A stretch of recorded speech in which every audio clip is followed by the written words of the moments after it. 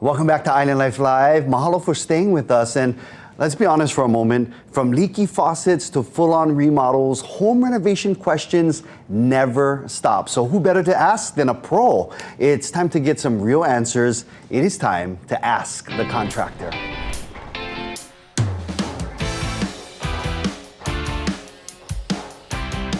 So grateful to have Lucas and Joseph here from H1 Construction. We love the information that you drop on us every week. These are just incredible gems when it comes to asking the contractor. We've got your questions and it's time to ask them. You know, I gotta tell you, everybody is asking about DPP.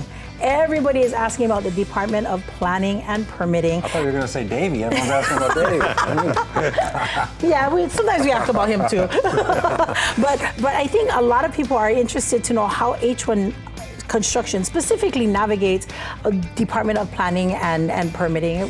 Planning those review requirements and all of that good stuff, and pretty much setting up that schedule, right? That timeline of construction. So if we can just jump right into that, our first question comes to us. When homeowners submit plans for permitting, what should they understand about what DPP is actually evaluating in those permits? The more information you can put in there, the better. So surprisingly, if you turn in your set of plans to DPP, they do not look at your structural. So structural is considered your special inspections. So your structural engineer will handle all of those inspections. They'll come on site, but once the foundation is done, pending a couple of things, they'll have to come check the rough-in for the electrical and plumbing if you're doing a slab on grade. But when the more information that is on that set of plans, the easier it's going to go through the process. So now DPP has implemented where you can follow it along digitally, so you can see what station is at, where it's at. That is cool. They are starting to come out a little bit faster, and as we had talked about before, the permit does get a little bit worse sometimes before it gets better.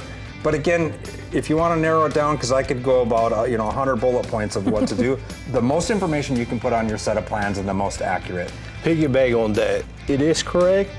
However, putting as much as correct information is the key to it. Right, so it's not just about blasting information, it's about putting stuff that is correct. It's correct. So it starts again with hiring a proper team. You want to have an experienced architect who knows the information, the right information that need to be put on it. It does help hire an expediter, which is a third party.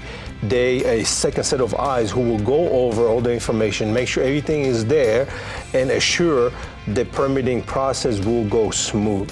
There's two different thoughts when it comes to permitting, right? There's the people that just want to get their stuff built, hurry up, but then there's also a permit timeline that's based on that particular review.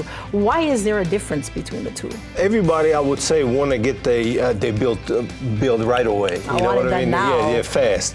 The faster you try to move, more likelihood of you making a mistake or missing information. So I would say the process is going to take what it's going to take. I mean, we can only be able to control information, what we put on it on our side. So as long as we do what we're supposed to do, you have a better odds of success. You know what I mean? So I would say being more pushy, being more, you want to get it built yesterday, it will more likely yield the opposite. I got you. It'll probably be more frustrating for you. That's correct, and everybody else, yeah. Another good example too is when you're going through the build process and it's going through the review, they can make mistakes too. We have a house that we're almost finished in Kahala currently. As we were laying out the foundation, we found out it was, 6 or 7 inches over the setback.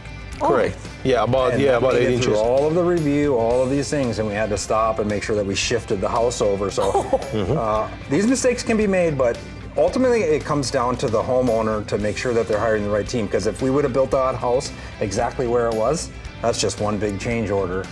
Huge. That is massive. Huge. But we caught it so it's early good that on. You guys caught it. So yes. it was $0 to our client at that time. Awesome. So we're working with a great team like this.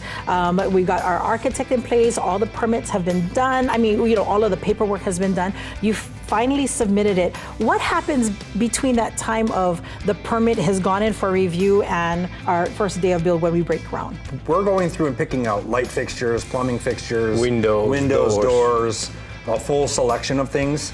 Also, we have to be careful of not to order too many things because the Board of Water might come back and say, hey, you have too many bathrooms, so we'd have to take away a bathroom because they do count the fixtures and the gallons per minute coming and leaving the house and all these things. Mm-hmm. So some things you got to be careful of, but we can get really ahead of it and understand the bulk of things, so that way when we do see that permit, we're not, okay, let's order windows, let's order doors. We're already in the middle of doing all of those things. Got it. So we're still in action. Things are still Absolutely. happening while that Always, permit yep. is in review. Yep. Perfect. I love that.